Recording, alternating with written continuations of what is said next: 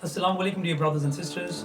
I welcome you once again to our Dawah series where we aim to address the top 50 questions and common misunderstandings about Islam.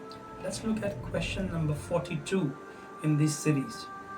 Now this is a very important question. Okay. Why does Islam keep women behind the wheel? The Islamic veil or hijab refers to the loose-fitting opaque outer garment with which a Muslim woman covers her head and body.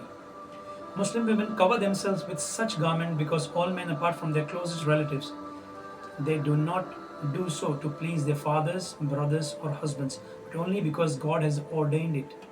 In reality, Islam did not introduce modest dress but merely endorsed it as part of God's religion. Yet, dress is only one aspect of a total concept. Hijab is not merely a concealing garment but includes proper behavior, manners, speech and appearance in public. In order to accept any law or instruction, a person needs to either to be convinced of the benefit behind it or to trust in the wisdom of the one who prescribed it. Muslims believe that the wisdom of God is absolute and perfect and that He knows the nature and best interest of His creations, mankind included. Neither then they do to themselves. Thus, a believer willingly obeys God's directives as much as he or she is able to. To some, the matter of women's dress might seem trivial. Islam, however, assigned to it moral, social, and legal dimensions. When women observe the proper Islamic dress, they protect their own honor and their reputation and contribute greatly towards peace and order in society. Modesty is a virtue which Islam demands of both men and women, not only for the protection of women but to maintain the spiritual uprightness of man. In view of the sexual anarchy that prevails in many parts of the world, the need for modest dress and behavior in both men and women is obvious. However, on account of differences between males and females in nature and temperament, a greater amount of privacy is required for women than for men, and this relates, among other things, to their manner of the dress. Islam has no fixed standards as to the style of dress or type of clothing that must be worn. However, it must be wide and thick enough as not to reveal the contours of the figure.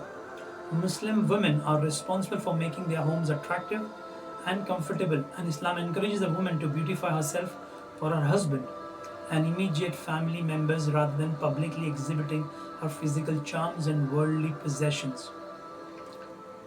Muslim women who cover themselves do not find it impractical or interfering with their activities in the various fields of life.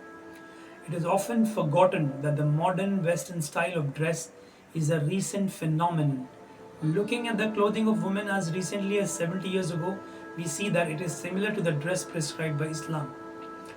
Those hardworking, active Western women were not at all inhibited by their long full dresses and head coverings.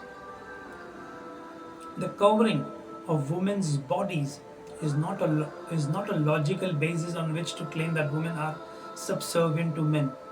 It would be far more appropriate to charge a society with exploitation of females when it tolerates pornography rather than when it encourages modesty.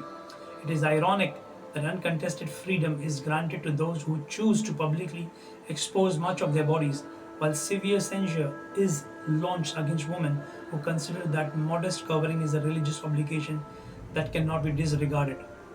Islam teaches that women are to be evaluated for their intelligence, opinions, skills, deed, and inner qualities rather than physical appearance. A Muslim woman who covers her body is making a statement about herself and her identity. She has dignity, responsibility, self-esteem, and is proud of her Islam. Whoever sees her will know that she is not available to men or interested in advances, that she has an upright moral character, and that she will not permit sexuality to enter into any of her necessary interactions with the opposite sex. Women often see the Islamic dress as empowering because they are taken seriously and respected rather than being viewed as sex objects. They are judged only by their character and conduct and not by anything else. I hope I've clarified the question. Thank you very much. Jazakallah khair.